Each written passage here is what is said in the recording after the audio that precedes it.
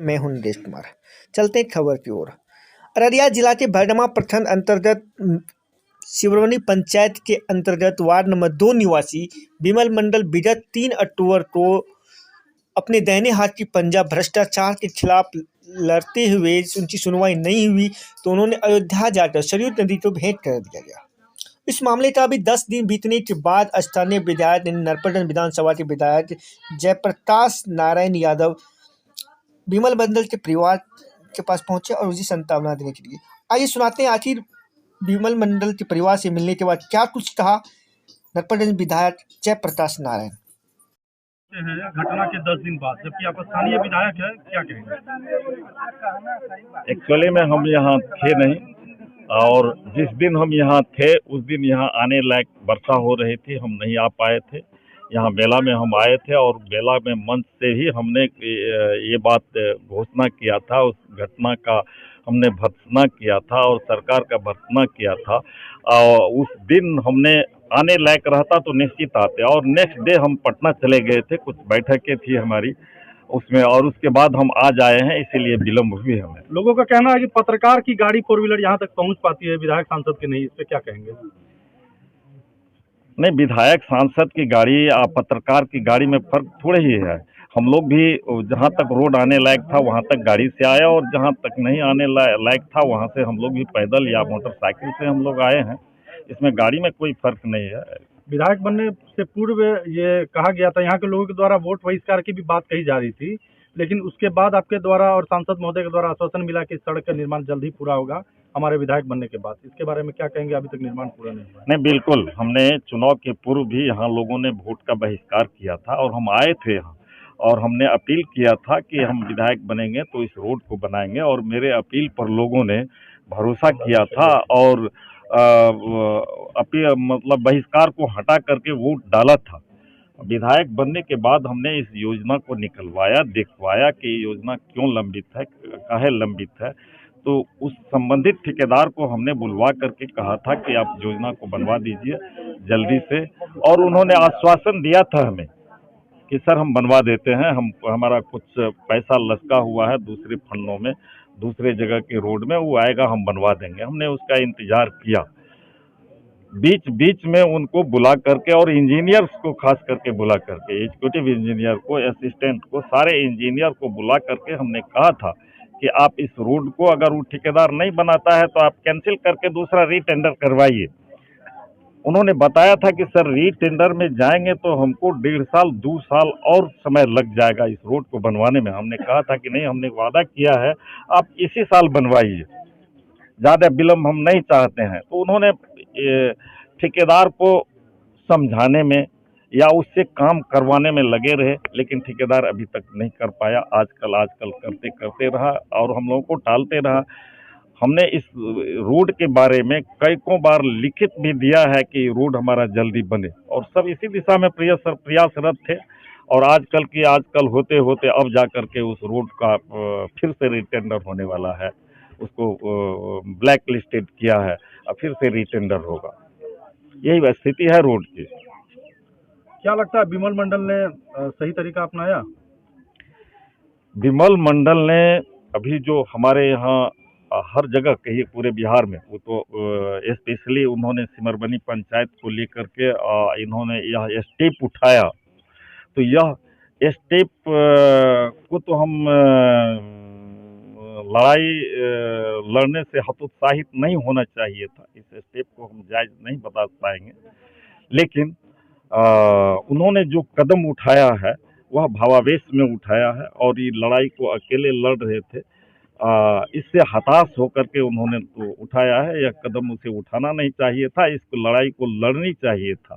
हमने तो विमल मंडल से आज भी बात किया है कि आपने आज तक इस लड़ाई के बारे में हमें जानकारी नहीं दिया।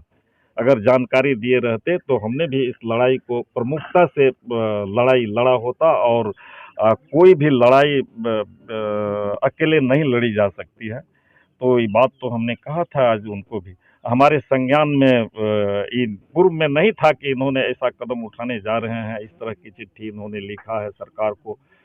नहीं तो हम निश्चित रूप से इसमें पहल करते और आज ये घटना नहीं होने अच्छा, एक देते। सवाल और सर, फॉरबिसगंज से प्रखंड से लेकर के जिला तक लगभग सभी को उन्होंने पत्र लिखा था भ्रष्टाचार के खिलाफ, लेकिन अब तक जांच नहीं बैठ पाया। उनका जो लेटर का जो भी जवाब था नहीं मिला।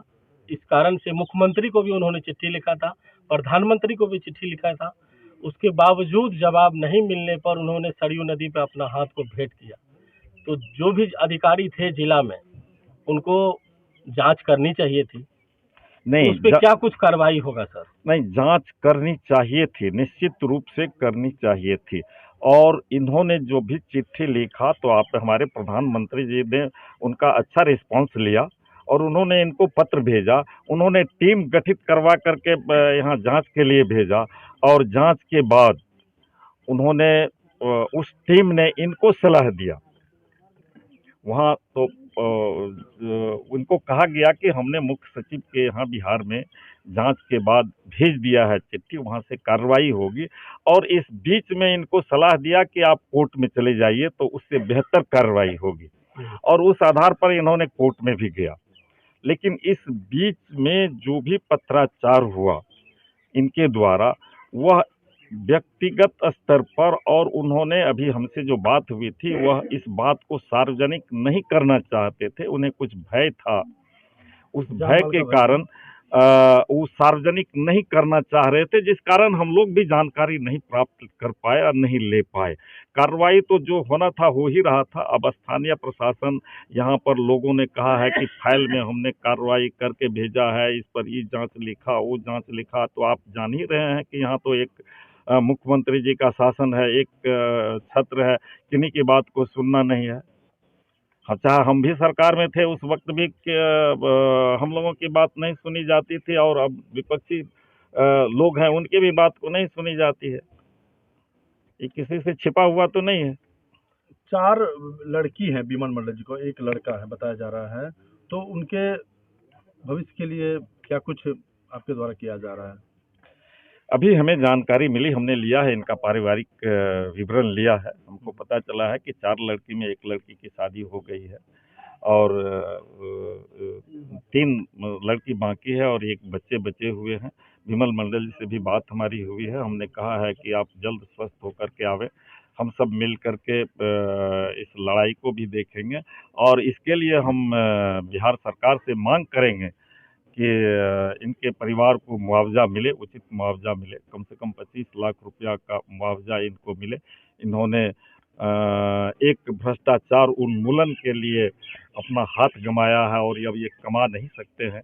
अब तो ये विकलांग की श्रेणी में आ गए और जनहित के लिए इन्होंने ऐसा कदम उठाया है। तो निश्चित रूप से हम मुख्यमंत्री जी से मिल करके और सरकार से ये मांग करेंगे कि आप उनको उचित मुआवजा अभी दिलावें, और इनका जो मांग था, जो कागजात इनके द्वारा समर्पित है, जो जांच पर, उन पर आप कार्रवाई करें।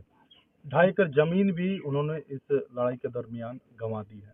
हमने पता किया, अभी लोग बता रहे थे कि ये जमीन बेच करके हाईकोर्ट गए, यहाँ गए, वहाँ गए, दौड़ने में, काम करने में इतना इन्होंने जो कागज का संकलन किया है, मैं बंडल देख रहा हूँ, उस कागज के संकलन में भी इन्होंने काफी मेहनत किया है।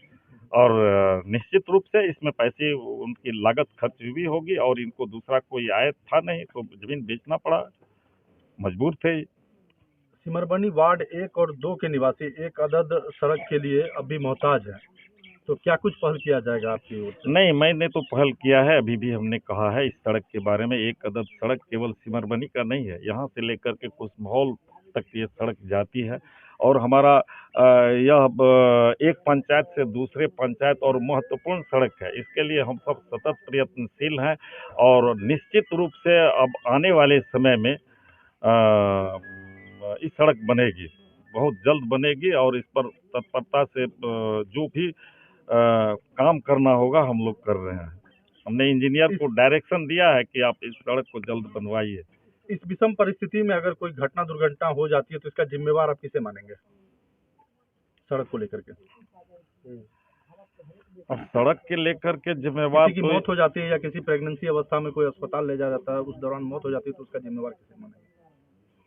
अब इसके लिए जिम्मेवार कोई एक आदमी तो नहीं हो सकता है ना। सड़क के रख रखाव भी है, अब इसके लिए जिम्मेवार किसी व्यक्ति विशेष को देना, जब तो वो आप कह सकते हैं कि सड़क खराब है जिसके कारण ये मौत हुई है, तो सड़क दुरुस्त रखने कहीं कहीं की नीतीश सरकार जिम्मेवारी जिम्मेवार है इससे, नीतीश सरकार जिम्मेवार है। प्रशासन की जो लाल फीताशाही है और जो भ्रष्टाचार है, उसके कारण अभी तक रोड नहीं बना है। क्या लग रहा है विमल मंडल जो लड़ाई लड़ रही थी वो भी अभी तक भी अधूरा है, तो भविष्य में क्या इनका जो लड़ाई है वो पूरा होगा या नहीं हो पाएगा?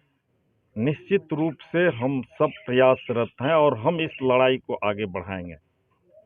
सर अभी हम लोग जब आ रहे थे तो आपकी गाड़ी लगभग 1 किलोमीटर पीछे लगा हुआ देखे हैं, वहाँ से आप किस माध्यम से आए थे, इसकी जानकारी? वहाँ से हम मोटरसाइकिल से आए हैं। क्या लग रहा है यहाँ से आप एक दिन आए तो मोटरसाइकिल से यहाँ आ गए, यहाँ पर जनता जो है यहाँ के जो लोग हैं सब दिन रहते हैं, उन्हें यदि समस्या होगी तो वो किस तरह से फिर जाएंगे, इसमें क्या फॉलो होगी? नहीं है, समस्या तो है ही, इस समस्या कहाँ नहीं है, इस समस्या तो है ही, उन्हें तो रोज सामना करना पड़ रहा है, यही तो दुखद है।